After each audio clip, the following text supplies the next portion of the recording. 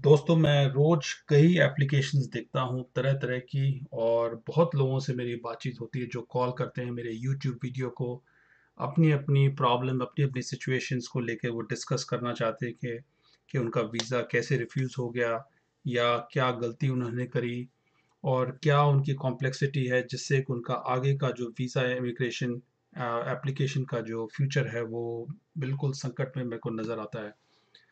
तो मैंने कुछ की लिस्ट बना रखी है, और मैं चाहता हूं कि आपके साथ मैं शेयर करूं, जिसको मैं समझता हूं कि दीज आर डेडली मिस्टेक्स। ये बहुत ही सीरियस मिस्टेक्स हैं जो इमिग्रेशन या एप्लीकेशन से आप जिस तरह की भर रहे हैं। चाहे तो आपको कोई हेल्प कर रहा है नहीं कर रहा है, लेकिन आप वो अगर मिस्टेक कर देते हैं तो कंसल्टेंट या रिप्रेजेंटेटिव रिस्पॉन्सिबल नहीं है, आप खुद रिस्पॉन्सिबल बन जाते हैं, क्योंकि आप वो एप्लीकेशन साइन करते हो। वो गलतियाँ क्या हैं, कैसी हैं, उसके बारे में थोड़ी-सी हम आज चर्चा करेंगे। ऑफ़ कोर्स लिस्ट तो बहुत लंबी है, लेकिन मैंने 5-6 लिस्ट के बना रखी हैं और मैंने अपनी वेबसाइट पे शो कर रखा है। तो वो वेबसाइट तो पहले मैं दिखा दूँ, वेबसाइट क्या है, वो ये है immigrationappeals@blogspot.com। और इस पे ये थोड़ा-सा मैंने लिख रखा है। इसके बारे में हम आज बात करेंगे कि कौन-कौन सी मिस्टेक्स हैं जो आप करते हो, आपको शायद पता भी नहीं है, लेकिन वो मिस्टेक हो जाती है और उसका एक डेडली इफ़ेक्ट हो सकता है। और you will be not left unpunished, आपको 5 साल तक की बैन भी हो सकती है। तो देखते हैं क्या, पहले से यहाँ से करते हैं। नंबर 1 देखें। अभी इसमें पहले मैं आपको फॉर्म दिखा दूँ कि ये कहाँ, ये जो फॉर्म जो आप भरते हैं जी, ये फॉर्म है। जैसे application for work permit made outside Canada, ये एक फॉर्म है जो आप वर्क परमिट के लिए अप्लाई करते हो। और इसमें बेसिक सवाल हैं, पर्सनल इंफॉर्मेशन वगैरह फलाना फलाना। लेकिन मैं आपको वहाँ पर ले जाना चाहता हूँ जहाँ से ये खतरे की घंटी शुरू हो जाती है और थोड़ा सा डेंजर जोन आ जाता है। अभी आप देखें, ये यहाँ पर आ गया आपका, ये वाले बैकग्राउंड इंफॉर्मेशन है, ये पेज 4 और 5, आखिरी पेज पे आ गया। तो यहाँ पर वो एक सवाल पूछ रहे हैं। पहला वाला सवाल है, ये तो कोई कोई वो प्रॉब्लम नहीं है, ट्यूबरकुलोसिस है, वो ठीक है, नो है। ये देखिए, ये भी एक फिजिकल मेंटल डिसऑर्डर है, इसमें भी कोई बड़ी बात नहीं है, ऐसे तो अब मेडिकल चेक होता है तो उससे मालूम पड़ जाता है। उसके बाद ये देखें, नंबर 2 यहाँ पर, have you ever remain beyond the validity of your status attending school without authorization or work without authorization in Canada। यहाँ पर थोड़ा सा एक खतरा शुरू हो जाता है, क्योंकि अगर आप किसी एजेंट से फॉर्म भरवा रहे हो तो लोग शायद ये मानते हों कि चलो कोई बात नहीं, आप इसमें यस लिख दो, चाहे जो कुछ भी हुआ वो आपके साथ देखी जाएगी। लेकिन अगर आप किसी भी और कंट्री में रहो, मैं कनाडा की बात नहीं, कनाडा तो है ही है, कनाडा के अलावा भी किसी और कंट्री में अगर आप अपने स्टेटस से ज़्यादा टाइम रहे हो, ओवर एक्सपायर करके अपने स्टेटस से, या आपने स्कूल अटेंड किया विदाउट ऑथराइजेशन, या कनाडा में आपने काम किया विदाउट ऑथराइजेशन, दैट मीन्स आपको वर्क परमिट मिला था, एक्सपायर कर गया, या वर्क परमिट में जो कंडीशन थी उसके अलावा आपने कुछ काम किया है, तो यहाँ पर ऑब्वियसली आपको यस लिखना पड़ेगा। लेकिन एजेंट कहेंगे आप छोड़ो, आप नो लिख दो, किसे क्या मालूम पड़ता है। तो ये एक बहुत बड़ा सीरियस मिस्टेक है, क्योंकि मालूम तो पड़ जाएगा, चाहे अभी नहीं तो बाद में नहीं, कभी ना कभी तो मालूम पड़ जाएगा। और ये जो फॉर्म आप भर रहे हो और ये जो साइन कर रहे हो, ये आपको तब तक आपको हॉन्ट करेगा, आपको कुचोट करता रहेगा कि भाई उस वक्त हमने गलत इन्फॉर्मेशन क्यों दी थी। तो ये एक बहुत बड़ी मिस्टेक है। दूसरा देखें, 2B, ये देखें, have you ever been refused a visa or permit, denied entry or order to leave Canada or any other country or territory। ये बहुत बड़ा सीरियस क्वेश्चन है। इसमें लोग एक्चुअली कहते हैं कि भाई आप अगर किसी और कंट्री के लिए, आप कोई अमेरिका, ऑस्ट्रेलिया, सिंगापुर, यूरोप, कोई और कंट्री के लिए पहले अप्लाई आपने किया, कोई भी वीज़ा के लिए किसी और पासपोर्ट पे या उसी पासपोर्ट पे, और आपका रिफ्यूज़ हो गया, तो यहाँ आप कनाडा के लिए अप्लाई कर रहे हैं। तो यहाँ हम उनको बताएं कि नहीं बताएं कि हम रिफ्यूज़ हो गए, क्योंकि एजेंटों का शायद सोचना ये हो सकता है, अरे छोड़ो यार, क्यों बताएं, यहाँ पर किसी को क्या मालूम पड़ता है। और अगर बताएंगे रिफ्यूज़ल का, तो हो सकता है कि कनाडा वीज़ा ऑफिसर पहले ही से उनके एक प्रेजुडिस आ जाए कि भाई पहले से रिफ्यूज़ हुआ, तो आपकी रिफ्यूज़ल की हिस्ट्री चलती रहेगी, मतलब आगे इफेक्ट हो जाएगा रिफ्यूज़ल में।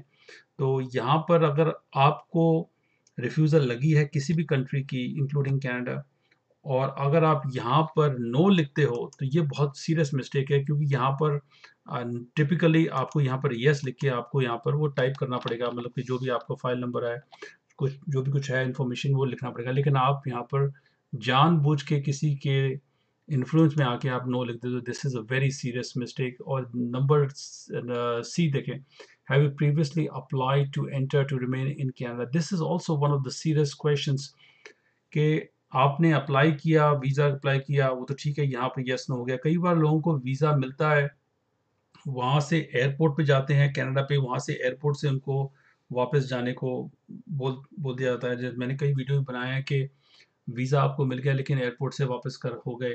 तो ये वो है एंटर और रिमेन इन कनाडा। आपको यहाँ पर यस लिखना पड़ेगा, आपको सारी इन्फॉर्मेशन लिखनी पड़ेगी कि कैसे-कैसे आप वापस आपको आना पड़ा। अगर आप कई बार ऐसा होता है कि आपने अप्लाई किया वीएफएस से या पेपर एप्लीकेशन किसी और से ऑनलाइन भी किया, लेकिन आपने डिसीजन होने से पहले उसको विड्रॉ कर लिया या वीज़ा एप्लीकेशन कैंसिल हो गई या पैकेज वापस आ गया। जैसे कई बार आप पहले के 2015 से पहले लोग पीआर अप्लाई करते थे और पैकेट उन्होंने पॉइंट सिस्टम वाला पैकेट बना के भेजा, और लेकिन कुछ गलती हो गई तो पूरा पैकेट वापस आता है। तो यहाँ पर जो वो सवाल है, इसका सारे का सवाल, ये इन सारे सिचुएशन का सवाल यस होगा, नो नहीं होगा। लोग गलती से नो लिखते हैं कि छोड़ो यार क्या करना बता के, किसी को क्या मालूम पड़ता है, या हमारे पास फाइल नंबर ही नहीं है, या पासपोर्ट जो पुराना था वही खो गया, उसके बारे में कोई इन्फॉर्मेशन नहीं है, मैंने फोटो चेंज कर दी, मैंने नाम चेंज कर दिया, मैंने डेट ऑफ बर्थ चेंज कर दी, क्या करें, छोड़ो, forget about it. This is a very serious mistake, especially from Indian clients, जो शायद समझते हो कि कनाडा वाले तो बेवकूफ़ हैं, इनको कुछ बताओ नहीं, अपने आप निकल जाएंगे, देखी जाएगी, वहाँ पहुँच जाएं। तो ये बहुत सीरियस, मैं समझता हूँ कि ये जो क्वेश्चन है बैकग्राउंड इंफॉर्मेशन वाला 1 2, ये जो आपने चार जो सवाल जो मैंने अभी पढ़े हैं, नंबर 2 वाले, this is a very serious question, और आपको बहुत सोच समझ के इसका जवाब देना है। और जवाब सोच समझ का मतलब तो इतना ही है कि जो ट्रुथफुली, जो ऑनेस्टी जो है, जो सिचुएशन है, वही जवाब देना, अदरवाइज आप लपेटे में आ जाओगे बहुत जल्दी। बाकी तो और इजी सवाल हैं, क्रिमिनल चार्ज वगैरह है तो यस नो करना है। इसके बारे में मैंने टोटल जो इसके जो वो यहाँ बनाए हुए हैं, और भी इसके ये 3 सवालों के अलावा और भी मैंने इसमें जोड़ी हुई है लिस्ट में। तो मैंने ये तो पढ़ ही दिया आपको, applicant fails to disclose that they have recently applied for visa to Canada, ये आपने झूठ बोला अगर। नंबर 2 देखें, अगर आपने क्रिमिनल रिकॉर्ड अगर कोई है तो उसके बारे में बताया नहीं, आपको कोई अरेस्ट हो गया, कोई कन्विक्शन हो गई, कोई ड्रंक ड्राइविंग हो गई, किसी पे कोई रॉबरी का चार्ज लग गया, कोई भी चार्ज है जो क्राइम, अगर पुलिस रिकॉर्ड है, अगर कोर्ट में कोई रिकॉर्ड है आपका, तो वो उसके बारे में आपको बताना ज़रूरी है। अगर आप नहीं बताते then you are under problem. Number 3 देखें, an applicant for visa fails to disclose the existence of family members. कई बार आप जब वो जो फैमिली की इंफॉर्मेशन पढ़ते हो, जिसको कहते हैं एडिशनल फैमिली इंफॉर्मेशन, कई बार उसमें आप सोचते हो कि मेरा भाई जी यूरोप में है, या मेरा भाई अमेरिका में है जी, ऑलरेडी उसने रेफ्यूजी कर रखा है, या ऑलरेडी वो ओवरस्टे कर रखा है वो, तो उसके बारे में क्या बताएं यहाँ पर, उसके बारे में बताएंगे, ऐसा ना हो कि मेरे पे इंक्वायरी आ जाए कुछ।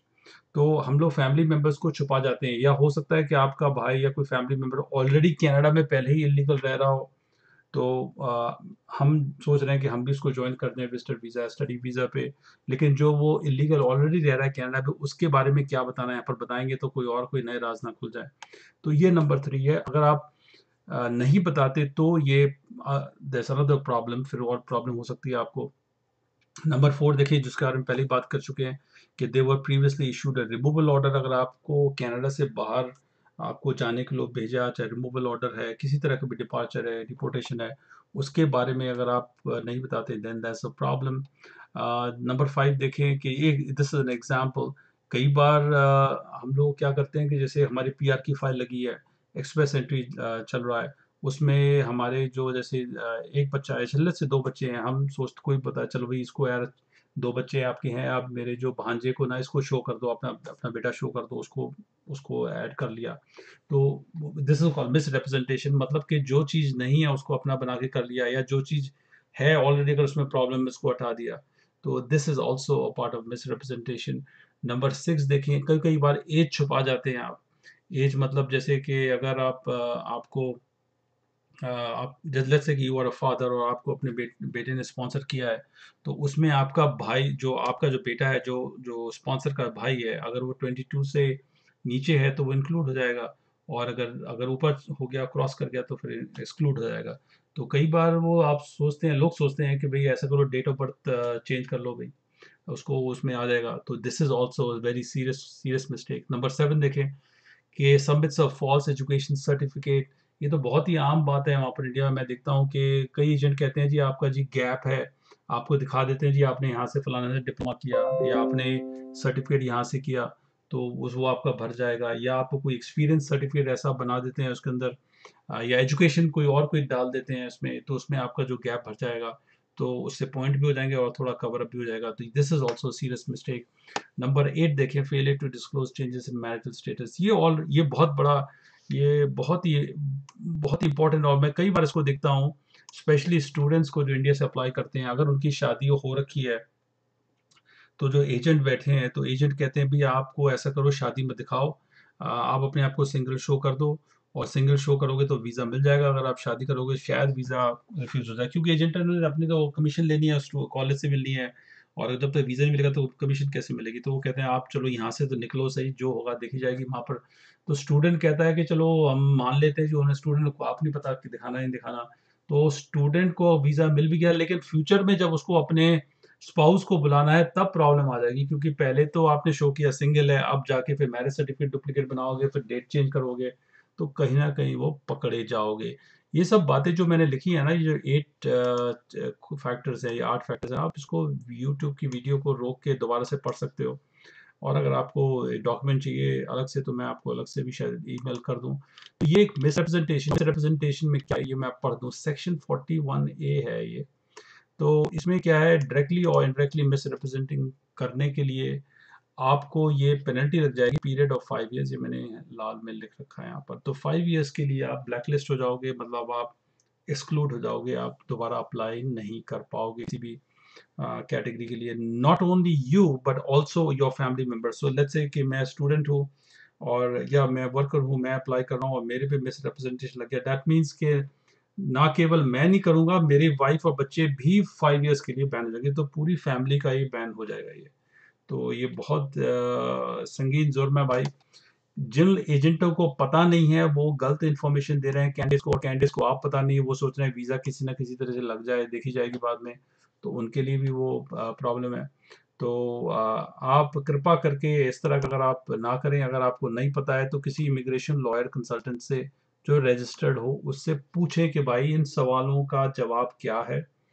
इन सवालों का अगर सही जवाब अगर नहीं देते, आप ऑनेस्टली ट्रूथफुली नहीं देते, तो आज नहीं तो कल कभी ना कभी प्रॉब्लम में आओगे। देखो एक और मैं इस पे दिखा दूं आखिरी जाते जाते, ये बेसिक बेसिक फॉर्म है वर्क परमिट का, और इस तरह के क्वेश्चन हर एक फॉर्म्स में होंगे। यहाँ पर नेम और गिवन नेम और फैमिली नेम पूछा हुआ है, और नंबर 2 पे पूछा हुआ है कि आपने कोई और नाम यूज़ किया है। और नाम मतलब कि आप, बड़ा कॉमन है यहाँ पर लिखना कि आपकी डेट ऑफ बर्थ में या मैट्रिक के सर्टिफिकेट में अगर किसी ने लिखा है संजय सिंह फलाना Sharma, Sanjay Singh what ever last name और कुछ डाला है, तो कई बार आपके उसमें वो लास्ट नेम लिखते ही नहीं है। लास्ट नेम बर्थ सर्टिफिकेट में कभी है कि नहीं है, पासपोर्ट में जोड़ दिया या कहीं हटा दिया। कि जब आपको एक तनख्वाह मिलती है तो तनख्वाह में वो जो तनख्वाह जो इनकम स्लिप है उसमें लास्ट नेम लिखा नहीं है, सर नेम कहीं ऐड कर दिया। तो यहाँ पर अगर मैं फॉर्म भरूंगा तो मैं यहाँ जरूर लिखूंगा यस, और मैं अपने सारे नाम जो जहाँ पर जो हटे हैं या किसी ने चेंज कर दी है जान के या नहीं जान के, what ever, I better right all the information here. दोनों जितने भी नाम है सारे में लिखूंगा, और इसके अलावा भी और कोई नाम है अगर हैं तो अलग से मैं एक एक्सप्लेनेशन लिखूंगा कि भाई मैं पिछले अपनी ज़िंदगी में 10-15 ही ऐसे नाम में यूज़ कर चुका हूँ। तो आप कृपा करके ज़रा सही से मेरी एप्लीकेशन देखें, क्योंकि ये सारे नाम मेरे पास ही जाते हैं। ऐसा ना हो कि इन फ्यूचर में किसी नाम को कंप्यूटर ने पकड़ लिया और उसी के नाम से आपको डिपोर्टेशन हो गई। It will be a serious problem. So anyway, इतना ही मेरे को कहना था। और आप जरूर इस बात को केयरफुली भरें इन सब फॉर्म्स को। ये फॉर्म्स के जो क्वेश्चंस है, इनका हर एक क्वेश्चन का एक एक ना एक पर्पस है, तभी वो क्वेश्चन पूछ रहे हैं। वो इतने केयरलेस नहीं है कि कोई क्वेश्चन को ऐसे लिख दिया, उसकी कोई वो वजूद ही नहीं है, पर्पस ही नहीं है कि क्वेश्चन को जैसे भरोगे हम देख लेंगे। No, that is not true. Each question has a particular meaning, और अगर आपने गलत भर दिया तो उसकी पेनल्टी आपके सिर पे आ जाएगी, including 5 years ban. So that's all I had to say in this video. आप जरूर अपने कमेंट्स डालें, अगर आपके पास ऐसा कोई वाकया है कि आपने सुना होगा किसी दोस्त को कैसे हुआ है, तो जरूर उसके बारे में कमेंट्स लिखें। और as always, if you want to consult and talk to me about certain situation जो आपके कंट्रोल के बाहर है, तो आप मेरे को कॉल कर सकते हैं। Of course I do charge a consultation fee, but I give you the honest and best possible advice for any immigration complication. Thank you very much. Please don't forget to share this to other people.